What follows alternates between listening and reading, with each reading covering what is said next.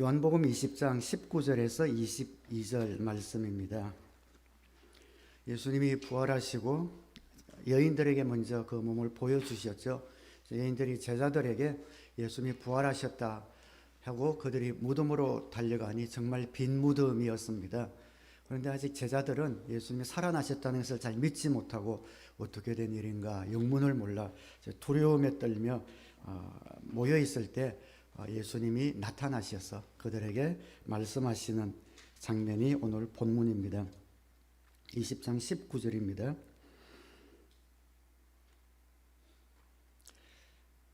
그날 곧 주간의 첫날 저녁에 제자들은 유대 사람들이 무서워서 문을 모두 닫아 걸고 있었다. 그때 예수께서 와서 그들 가운데로 들어서셔서 너희에게 평화가 있기를 하고 인사말을 하셨다. 여기 뒤에는 개역으로 되어 있죠. 제가 새 번역인데 이게 번역이 이번에는 개역 성경이 좀 더 설교에 맞게 번역이 되어 있어서 개역 성경을 본문으로 잡았으면 다시 제가 읽도록 하겠습니다. 이날 곧 안식 후 첫날 저녁 때에 제자들이 유대인들을 두려워하여 모인 곳에 문들을 닫았더니 예수께서 오사 가운데 서서 이르시되 너에게 평강이 있을지어다. 이 말씀을 하시고 손과 옆구리를 보이시니 제자들이 주를 보고 기뻐하더라. 예수께서 또 이르시되 너희에게 평강이 있을지어다. 아버지께서 나를 보내신 것 같이 나도 너희를 보내노라. 이 말씀을 하시고 그들을 향하사 숨을 내쉬며 이르시되 성령을 받으라. 아멘.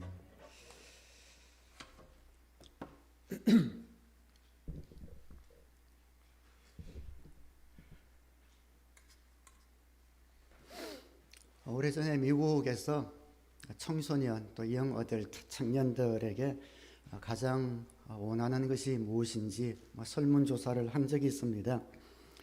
좋은 차, 좋은 직장 혹은 좋은 배우자 이러한 것들이 상위에 랭크될 줄 알았는데 의외로 1등에 랭크된 것이 뭐였냐면은 peace of mind, 마음의 평안이었다고 그렇게 적었습니다.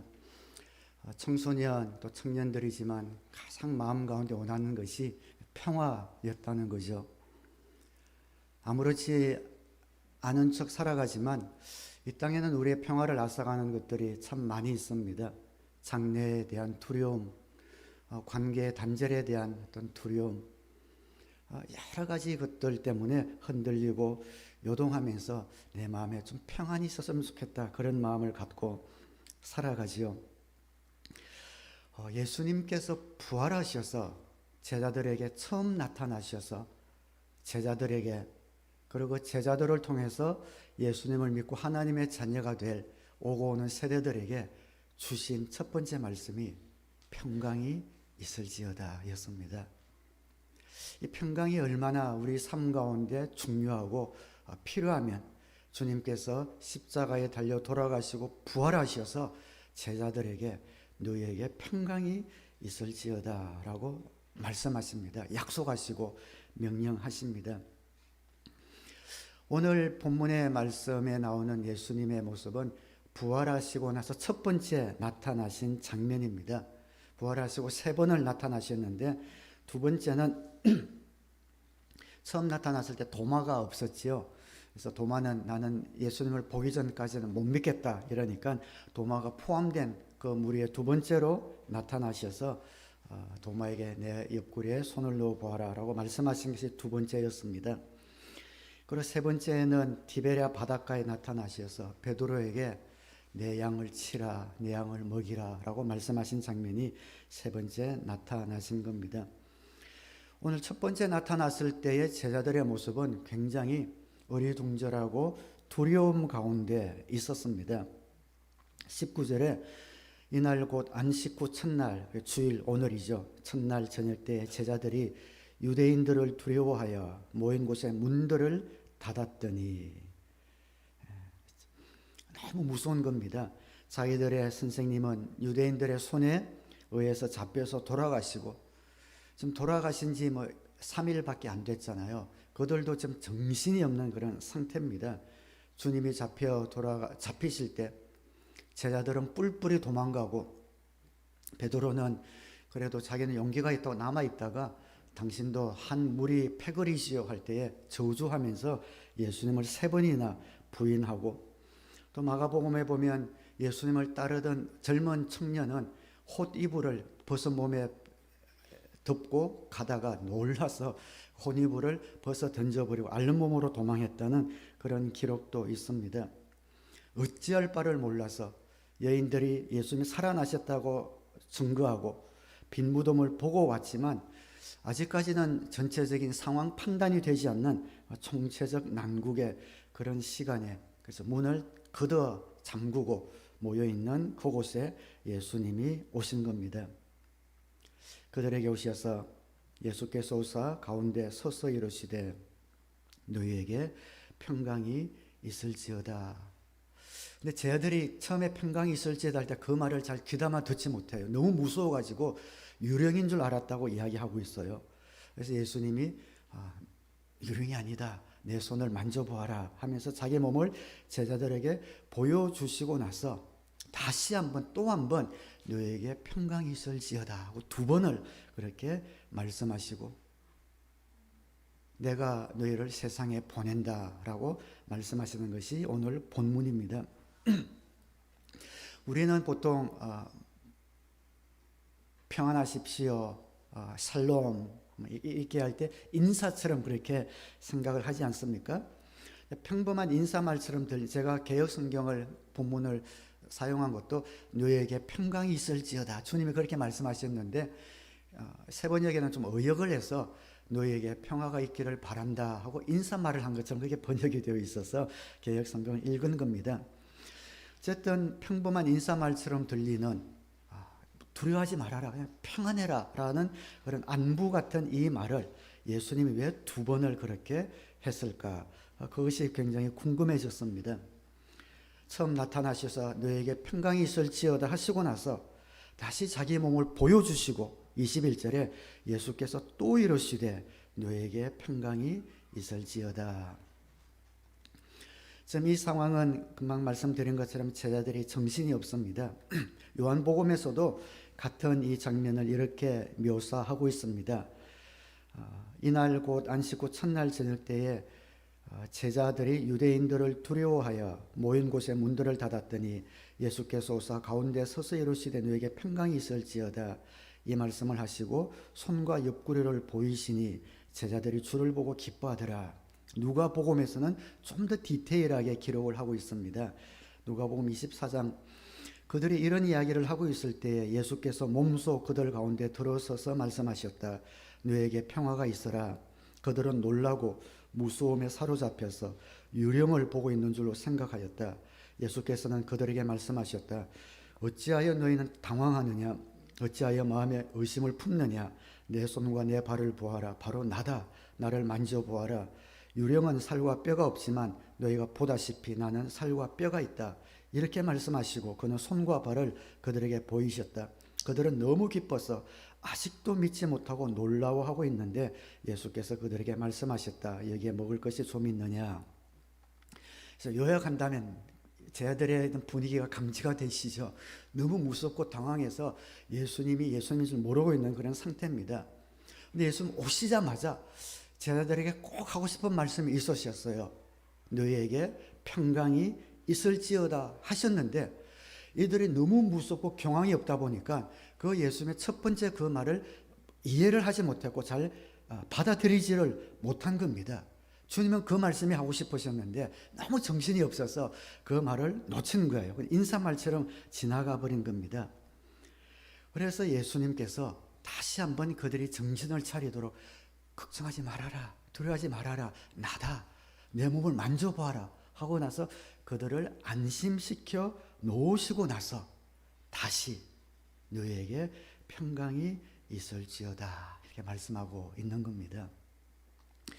이것이 일반적인 평범한 인사말이라면 굳이 그렇게 반복하실 필요가 없겠지요.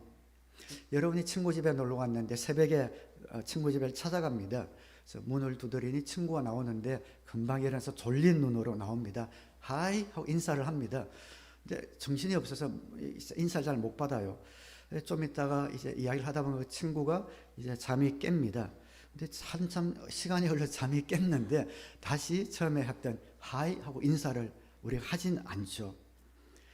근데 예수님은 평강이 있을지어다 하고 다시 그들이 정신을 차리게 한 다음에 너에게 평강이 있을지어다 라고 말씀하셔요.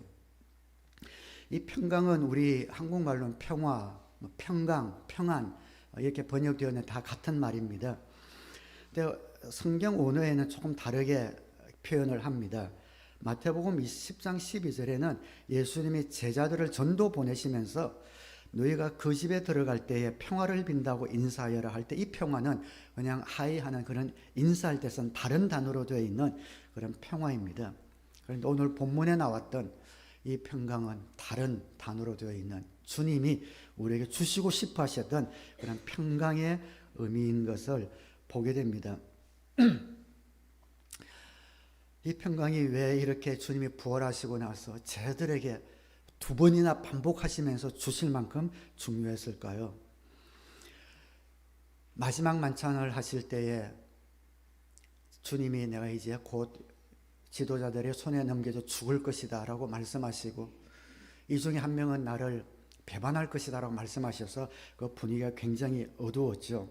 최후의 만찬 때 주님께서 그러나 걱정하지 말아라 하면서 요한복음 13장에서 17장까지는 그들이 두려워하지 않도록 주님이 계속해서 사랑의 말씀, 당부의 말씀들을 하는 내용이 나와 있습니다. 그때에 주님이 요한복음 14장 27절에서 평강에 대하여 이렇게 말씀하십니다. 평안을 너희에게 끼치노니 곧 나의 평안을 너희에게 주노라. 내가 너희에게 주는 것은 세상이 주는 것과 같이 아니하니라. 너희는 마음에 근심하지도 말고 두려워하지도 말라. 이 평안은 평강, 평화 원어로는 다 같은 말입니다. 주님께서 우리에게 주시고 싶어 하시는 그런 평강입니다. 십자가에 달려 돌아가시기 전에 내가 평강을 너에게 준다. 앞으로 그들에게 주실 세상이 줄 수 없는 예수님만이 주실 수 있는 그 평강에 대해서 미리 그들에게 말씀을 하고 있는 장면입니다. 세상이 주는 것이 아닌 평강, 곧 하늘로부터 오는 평안, 하나님으로부터 오는 평안, 이것을 너에게 내가 줄 것이다. 십자가 달려 돌아가시기 전에 그들에게 약속하고 있는 그런 장면이죠. 왜 이 평안, 하늘로부터 오는 평강이 너에게는 지금까지 올 수 없었는가? 그러나 이제 내가 십자가에 죽고 부활하고 나서는 너희들에게 이 평강을 줄 수가 있을 것이다 라고 약속을 하고 있는 거예요. 왜 사람들은 그 이전까지 하나님이 주시는 그 평강을 맛보지 못했을까요? 죄인이기 때문이죠. 거룩하신 하나님과의 사이에 죄악으로 말미암아 건널 수 없는 그런 강이 있어서 하나님의 평강이 그들에게 도착할 수 없었습니다. 그러나 내가 십자가에 죽고 그 모든 죄를 갚고 죄의 빚을 갚고 구원의 역사가 일어난 후에는 너희와 하나님 사이를 가로막았던 그 죄악의 장벽이 무너질 터인데 그때서야 하나님의 평강, 하늘로부터만 오는 그런 평강이 너에게 임할 수 있게 된다. 그 평강을 내가 너에게 주겠다라고 말씀하고 있습니다. 이 평강이 근본적으로 저와 여러분이 누리는 그런 평강이 됩니다. 저는 이 구절을 읽었을 때 처음에는 좀 의아하기도 했습니다. 왜냐하면 주님께서 너에게 평화를 준다라는 이 순간은 예수님의 일생일대의 가장 최악의 순간입니다. 이제 죽음을 눈앞에 두고 있습니다. 더구나 사랑하는 제자들은 뿔뿔이 흩어질 것을 알고 있습니다. 그 중에 한 제자는 배신하여 자신을 넘겨주어 죽게 될 것을 알고 계시죠. 정성 들여 3년간 그렇게 키워왔던 제자들이 전부 다 흩어지고 자기를 부인하는 베드로의 모습도 주님은 알고 계십니다. 3년간 쌓아놓았던 공든탑이 무너지는 그러한 순간을 바로 앞두고 이보다 더 비참하고 극악한 상황에 처할 수 없음에도 불구하고 주님은 너희에게 평화를 준다라고 말씀하고 있습니다. 이때 예수님의 얼굴이 어땠을까요? 저는 평온하고 평화로운 그런 모습이었을 거라고 생각합니다. 그렇지 않다면 들들 떨거나 경직된 모습으로 그렇게 제 아들에게 말씀했다면 제 아들에게 설득력이 없었을 겁니다. 그런데 그 순간, 가장 힘든 그 순간에 주님께서는 평화를 누리고 계셨고 그 평화를 제자들에게 주실 것이라고 말씀하고 있습니다. 이 평화는 세상이 주는 것과 같지 않다. 차이가 뭘까요? 세상이 주는 평화는 철저하게 환경에 달렸습니다. 모든 일이 잘 이루어지고 사고가 없고 문제가 없으면 평안을 맛보는 것은 당연하지요. 그러나 주님께서는 환경에 달리지 않은, 세상이 줄 수 없는 그런 평화를 우리에게 약속하셨습니다. 우리가 살아가면서 모든 것이 잘 풀리면 마음의 평안과 안정이 오지요. 그러나 금방 무슨 일이 생기고 어려움이 닥치면 그 평화가 흔들리고 그 평화를 잊어버리고 잃어버리게 됩니다. 그러나 주님이 주시는 평화는, 그 평강은 세상이 주는 평강과 같지 않습니다. 상황이 아무리 나빠지고 열악하더라도 예수님이 지금 처해 있는 그 상황에 비해서 더 나쁠 일은 우리 가운데 없을 겁니다. 그러나 주님은 그 가운데서 하늘에서 가져온 그 평강을 소유하고 계셨고 그 평강을 우리에게 약속을 하고 있습니다. 그 평강이 어떤 평강인가? 그 평강은 그럼 누구에게 오는가? 아무에게나 오는가? 근데 그 평강은 하나님께서 예수님을 이 땅에 보내실 때 하나님께서 예수님을 통해서 이미 주기로 약속한 그런 평강이셨습니다. 예수님이 탄생하실 때 우리 누가복음 2장 14절에 보면 지극히 높은 곳에서는 하나님께 영광이요 땅에서는 하나님이 기뻐하신 사람들 중에 평화로다 하니라. 이 평화가 같은 평강입니다. 근데 보십시오. 우리 성탄 카드에 자주 인용되는 이 구절은 땅에서는 모든 사람에게 평화라고 한 것이 아니라 앞에 조건이 달려있죠. 하나님이 기뻐하신 사람들에게 주시는 평화라고 이야기하고 있습니다. 이 평강을 누릴 수 있는 자격이 하나 있네요. 하나님이 기뻐하는 사람. 여러분은 하나님이 기뻐하는 사람이 있습니까? 이렇게 질문하면 머릿속으로 많은 생각이 들겠죠. 하나님께 기뻐하려면 내가 무엇을 해야 하나? 전도, 기도, 말씀대로 살아야 되는데 그러지 못하면 이 평강이 나에게 오지 못할 것인가? 그런 생각이 들지도 모르겠습니다. 하나님이 기뻐하는 사람에 대한 물론 여러 해석이 있지만 저는 하나님이 기뻐하는 사람 할 때 제일 먼저 떠오르는 구절은 주님이 비유하신 누가복음 15장의 비유입니다. 이런 양을 찾는 비유, 이런 드라크마를 찾는 비유에 그 해답이 들어있다고 생각합니다. 주인이 잃어버린 양 한 마리를 찾은 뒤에 누가복음 15장 5절에 보면 찾으면 기뻐하며 자기 어깨에 메고 집으로 돌아와서 벗과 이웃 사람을 불러 모으고 나와 함께 기뻐해 주십시오. 잃었던 내 양을 찾았습니다 하고 말할 것이다. 또 10절에 드라크마를 찾고 나서 내가 너에게 말한다. 이와 같이 회개하는 죄인 한 사람을 두고 하나님의 천사들이 기뻐할 것이다. 우리는 잃어버린 양이었습니다. 우리의 주인 되신 목자 되신 주님께서 우리를 산골짜기 험한 곳 찾아오셔서 우리를 찾아내셔서 우리를 다시 집으로 돌아오게 만드시고 친구들을 몰라 우리를 찾았다고 기뻐하며 잔치를 벌이지요. 하나님이 우리를 찾으셔서 우리의 주인 되신 하나님의 기쁨이 되는 사람이 되었습니다. 우리는 하나님을 멀리 떠나 하나님을 알지 못했는데 하나님이 친히 찾아오셔서 그 사랑으로 우리를 건져내시고 우리를 찾으실 때 우리를 보고 하나님이 기뻐하시는 자가 되었다라고 말씀하고 있습니다. 하나님이 기뻐하는 사람은 잘난 사람이 아니었습니다. 신앙생활 잘하는 사람도 아니고 착한 사람도 아니었습니다. 자기의 공로가 있는 사람도 아니었어요. 아무런 하나님 앞에 내세울 것 없는 그런 사람들이었는데 주님이 일방적으로 우리를 사랑하셔서 우리를 찾았을 때 그때 우리를 하나님이 기뻐하시는 사랑하는 사람이라고 그렇게 선언해 주셨습니다. 예수님을 만나 하나님의 자녀가 된 저와 여러분은 하나님의 기쁨이 되는 사람인 줄 믿습니다. 그래서 우리는 하나님의 평강을 누릴 자격이 되었던 것이죠. 다른 어떤 것으로 하나님의 평강이 우리에게 오는 것이 아니라 우리가 주님을 믿는 그 순간에 하나님의 기뻐하는 사람이 되고 평강을 누리는 자격을 얻게 되었습니다. 아직 예수님을 영접하지 못한 분들도 계시지요. 물론 이 세상 살아갈 때에 예수 믿는 사람이나 믿지 않는 사람이나 어려운 일들은 똑같이 만납니다. 똑같이 요동할 수 있습니다.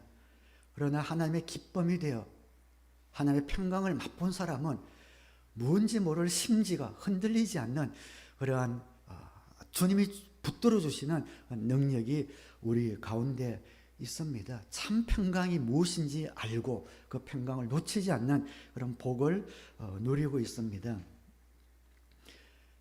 복 있는 사람은 시편 기자가 이야기하면서 뭐라고 비유하는 거 아니? 복 있는 사람은 시냇가에 있으면 나무 같다고 했습니다. 독수리 같다고도 안 하고 곰 같다고도 하지 않고 나무 같다. 나무는 한결같이 그 말씀에 기반을 두고 서 있기 때문이죠. 비가 오나 눈이 오나 더우나 추우나 한결같이 그 가운데 평강을 누리고 있기 때문에 복이 있다고 말씀해요. 그러나 악인은 그렇지 아니하며 저는 바람에 흩날리는 겨와 같도다. 곡식 후 불면 겨가 날아가잖아요. 근데 나를 악인이라고 표현을 해요. 그 겨는 바람에 날리면 어디로 날아가는지도 몰라고 날아갑니다. 악인은 어떤 사람인가?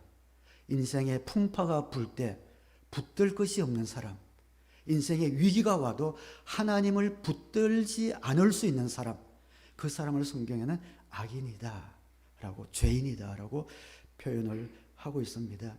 그러나 겨와 같은 우리 인생이 예수님을 영접하여 이런 양에서 하나님이 찾으시는 양이 될 때에 그때 우리는 시냇가에 심은 나무처럼 우리 가운데 요동하지 않는 그런 평강을 누릴 자격을 가진 사람이 됩니다.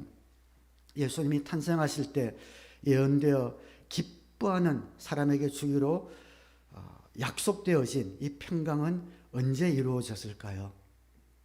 주님이 마지막 만찬 때에 제 아들에게 걱정하지 마라, 너에게 평강이 있을 것이다, 곧 있을 평강을 미리 말씀하신 그 평강은 주님의 십자가 상에서 이루어졌습니다. 다 이루었다. 테텔레스타이, 죄의 빚을 다 갚았다.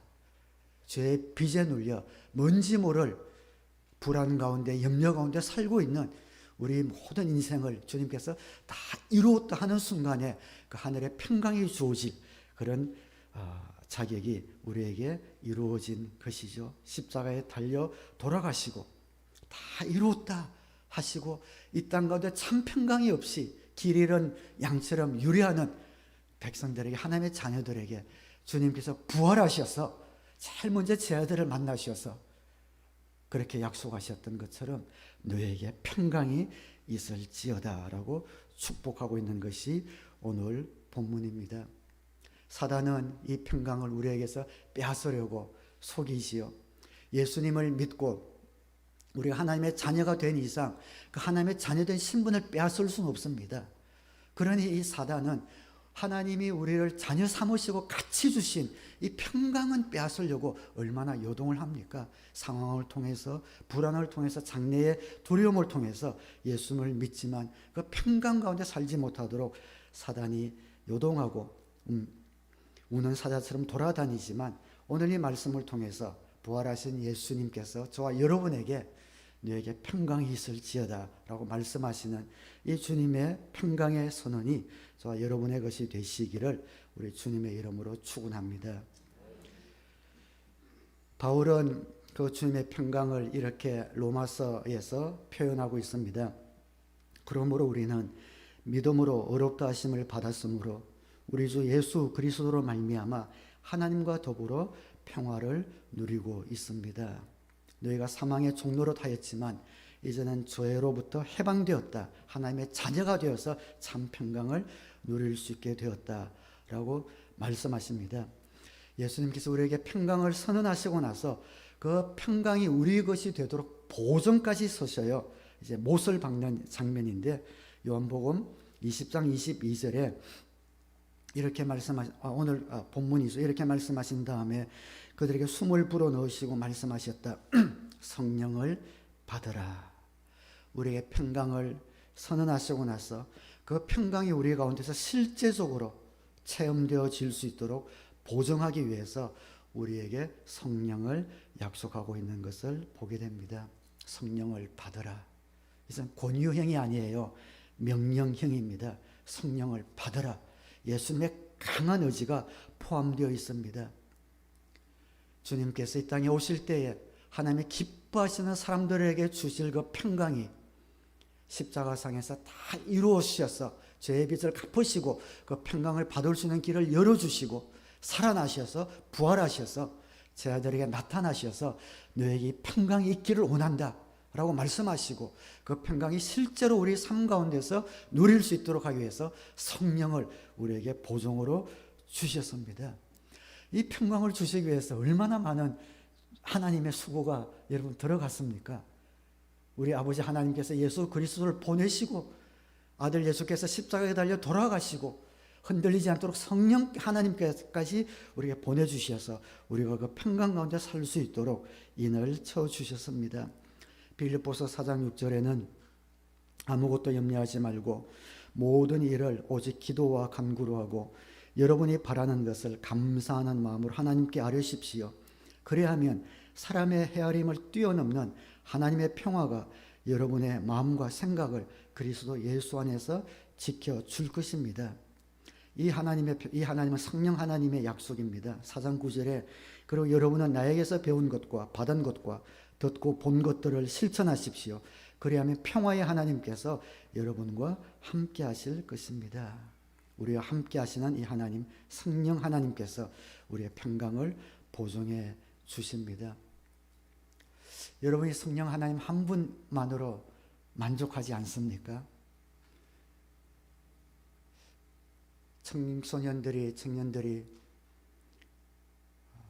하나님을 알지 못한다 하더라도 그들의 참 인생에 행복을 갖다 주는 것은 좋은 차나 좋은 집이나 좋은 직장이나 좋은 배우자가 아니라 평화라는 것을 그 마음 깊은 곳에서 알고 있었다는 것이죠. 주님께서 부활하셔서 우리가 살아갈 때 참 평화가 이 세상이 주는 것에 의해서 온다면 그것을 약속하셨겠죠. 우리 사랑하시는 주님께서 우리에게 평화가 오는 것을 알고 계시는 그분께서 이 세상이 주는 어떤 안정감, 어떤 평화로운 가정, 평화로운 관계, 좋은 차, 좋은 집, 안정된 직업, 어떤 신분의 해결 이런 것들이 참 평강을 오랫동안 주는 것이라면 약속했겠지만 주님께서 그러한 것을 약속하지 아니하시고 단 하나 성령을 받으라. 그 주님께서 하나님께 구해서 주시는 선물인 성령을 받지 않고서는 이 세상이 주는 어떤 것으로도 우리가 평화를 누리지 못함을 주님께서 말씀하고 있습니다. 물론 우리가 기도할 때 하나님께 구할 때 이 세상에 필요한 것들을 우리에게 주시지만 저와 여러분이 구해야 되는 한 가지가 있다면 성령께서 우리 가운데 함께 하시는 하나님이 주시는 평강을 구하는 믿음의 사람들이 되시기를 우리 주님의 이름으로 축원합니다. 그 선물과 함께 요한복음 20장 21절에 예수께서 또 이르시되 너에게 평강이 있을지어다. 아버지께서 나를 보내신 것 같이 나도 너희를 보내노라. 우리를 세상에 보내실 때 주님께서 그 이전에 하신 일이 평강을 주신 것이요. 우리 가운데 주님이 주신 평강이 있을 때에 그때 주님이 우리를 마음 놓고 세상에 보내실 수 있을 것 같습니다. 문제 많고 환난 많은 이 세상 가운데 우리를 보내시면서 세상이 줄 수 없는 그런 평강을 마음에 소유한 사람, 그래서 어떤 상황 가운데도 요동하지 않는 그런 모습을 지닌 그런 제 아들 이 세상 가운데 우리를 보내십니다. 여러분, 오늘은 부활 주일입니다. 많은 사람들이 두려움 가운데 살고 있습니다. 왜 두려운가? 이 땅 가운데 죽음이 있기 때문이죠. 죽음 자체가 두렵다기보다 죽음 이후에 뭐가 있을지 몰라서 두려운 겁니다. 사람들이 어두움을 두려워하는 이유는 어둠 자체 때문은 아니에요. 그 어둠 너머에 무엇이 있는지 모르기 때문에 두려워하는 것 아닙니까? 아주 깜깜한 처음 가는 곳을 가면은 그 어둠 속에 뭐가 있을지 몰라서 두려워하는 거죠. 근데 저녁에 가로등이 없지만 깜깜하지만 자기 집에 퇴근하는 사람에게는 그 어두운 골목길이, 익숙한 골목길은 두려움이 아니죠. 오히려 이제 그 어두운 골목을 지나면 우리 집이 있기 때문에 그 어두움은 익숙한 어두움이고 오히려 설레는 어두움이 됩니다. 지금 어둡지만 저 어두운 골목길을 지나면 우리 집이 있고 가족이 있고 사랑하는 이들이 있기 때문입니다. 죽음이 그러합니다. 죽음이 두려웠던 이유는 죽음 너머에 무엇이 있는지 알지 못했기 때문이죠. 그러나 예수님께서 부활하심으로 말미암아 우리에게 죽음이라는 것은 가장 짙고 깊은 그 어둠 너머에 참 우리의 본향이 있다는 것을 보여주신 그런 사건이 바로 부활 사건입니다. 부활하셔서 우리가 가야 될 그 세상을 우리에게 가르쳐 주시고 우리도 주님처럼 부활하셔서 죽음 너머에 부활의 소망을 가지고 주님과 함께 천국에서 왕노릇하는 것을 보여주시기 때문에 우리에게는 죽음이 더 이상 두려움의 대상이 되지 않습니다. 그래서 우리 가운데 참 평강이 있을 수 있고 그 부활의 소망이 우리의 모든 눈물을 닦아낼 수가 있습니다. 아까 빌립보서 4장 6절 7절 말씀 한 번만 마지막으로 한번 찾아보겠습니다. 오늘 예수님을 만나지 못해서 이런 세상 살아가면서 두려움 가운데 장래에 대한 두려움뿐 아니라 인생에 대한 두려움이 있다면 예수님을 만나 참 평강을 소유하기를 주님의 이름으로 축원합니다. 이미 예수님을 만났지만 혹시 두려움과 그런 평강을 잃고 사는 분들이 있다면 오늘 이 말씀에서 우리에게 두려움 가운데 살지 않는 그런 방법을 주님께서 가르쳐 주십니다. 아무것도 염려하지 말고 다만 모든 일에 기도와 간구로 너희 구할 것을 감사함으로 하나님께 아뢰라. 우리에게 이미 평강이 주어졌지만 이 세상 가운데 흘러내리는 상황 때문에 그 평강이 사라지는 것을 느낀다면 그 평강을 잃지 않는 방법은 기도와 감사 두 가지입니다. 그 평강이 흔들릴 때 다른 어떤 곳에서 그 평강을 찾을 수가 없습니다. 다른 어떤 것으로 대체할 수 없습니다. 하나님이 주신 평강이기 때문에 하나님 앞에 무릎 꿇고 기도할 때에 그리고 지금 이 순간도 이 상황도 감사할 때에 그 평강을 다시 한번 찾게 됩니다. 평강을 잃고 요동하는 분들이 있다면 언제든지 주님 안으로 참 이렇게 목회하면서 자주 제가 답답함을 느끼는 그 가운데 하나가 어떤 문제가 닥칠 때에 어려움이 닥칠 때에 평강을 잃을 때에 그 평강에 주님 안으로 뛰어들어가야 되는데 이상하게 뒤돌아서서 다른 곳으로 세상을 향해 뛰어가고 주님과 멀어지는 것을 볼 때에 마음이 너무 안타깝고 또 답답해요. 그 평강을 다시 찾을 수 있는 것은 그 주님 안으로 다시 들어가는 겁니다. 그 방법이 바로 기도와 감사라는 것 기억하셔서 세상에 줄 수도 없는 빼앗을 수도 없는 그런 평강이 오늘 2024년 부활주일에 여러분 마음 가운데 굳게 붙드시는 은혜가 있기를 우리 주님의 이름으로 축원합니다. 기도하겠습니다.